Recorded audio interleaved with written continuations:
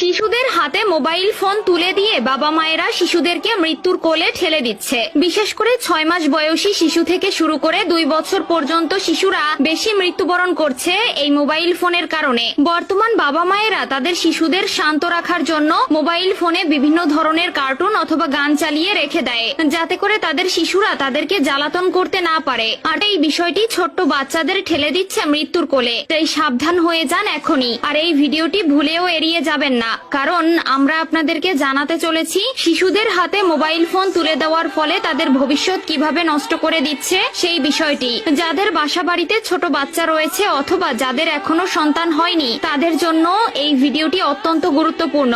এক কথায় আপনার সন্তানকে বাঁচাতে হলে দেখতে হবে আজকের এই ভিডিওটি। আর ভিডিওটি শেয়ার করে দিতে ভুলবেন না, কারণ আপনার একটি শেয়ারে আরো অনেক ছোট সন্তান মৃত্যুর হাত থেকে রক্ষা পাবে। তো চলুন বেশি কথা না বলে শুরু করা যাক আজকের এই গুরুত্বপূর্ণ ভিডিও। প্রিয় দর্শক, বর্তমান আধুনিক যুগে 100 জনের মধ্যে 95 জনের কাছেই আছে স্মার্টফোন। আর এই স্মার্টফোন নষ্ট করে ফেলছে ছোট বাচ্চাদের ভবিষ্যৎ। সাধারণত ছোট বাচ্চারা 12 থেকে 16 মাসের ভেতরে কথা বলতে শুরু করে। তবে ছোট বাচ্চারা এই স্মার্টফোন দেখার কারণে তারা তাদের বাকশক্তি হারিয়ে ফেলছে। একটি জরিপে দেখা গেছে 18 থেকে 22 মাসের ভেতরে ছোট বাচ্চারা হ্যাঁ না এমন ছোট ছোট শব্দ বলতে শিখে যায়। আর 3 বছরের মধ্যে তারা 70% কথা বলতে শিখে। তবে এই স্মার্টফোন তাদের এই বাকশক্তি কেড়ে নিচ্ছে। অনেক বাবা মা নিজের অজান্তেই তাদের সন্তানদের জেদের বশবর্তী হয়ে তাদের হাতে স্মার্টফোন তুলে দেয়, যা তাদের ভবিষ্যৎকে নষ্ট করে দিচ্ছে।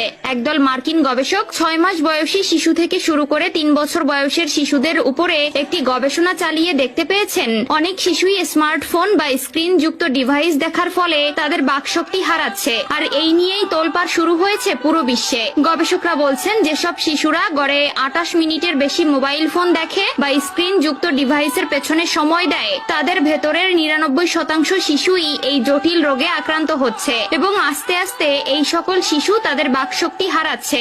অন্যদিকে চীনের শিশু গবেষণা কেন্দ্রগুলো একই কথা বলছে। আবার কানাডার টরেন্টো বিশ্ববিদ্যালয়ের শিশু বিশেষজ্ঞ বিজ্ঞানী ক্যাথলিন বার্কেন শিশুদের দেরিতে কথা বলার এই বিষয়টি নিয়ে গবেষণা করে একই তথ্য দিয়েছেন। তিনি বলছেন শিশুরা সাধারণত তাদের বাবা মা বা বড়দের অনুকরণেই কথা শুনেই কথা বলতে শিখে। যুক্তরাষ্ট্রের সান ফ্রান্সিস গবেষণা কেন্দ্র যে কথা উল্লেখ করছে তা শুনলে অনেক বাবা মায়ের মাথায় বাজ পড়বে। তারা বলছে 6 মাস থেকে 2 বছর বয়সী 894টি শিশুর উপর জরিপ চালিয়ে তারা দেখতে পেয়েছে যেসব শিশুরা গড়ে 28 মিনিট বা তার বেশি স্ক্রিন যুক্ত ডিভাইস দেখে তারা দেরিতে কথা বলা শিখছে। যে সকল শিশুরা সবসময় মোবাইল দেখে তারা সাধারণত বাইরে খেলাধুলা করতে চায় না, আর এর ফলে শিশুদের স্বাভাবিক বিকাশ ব্যাহত হচ্ছে।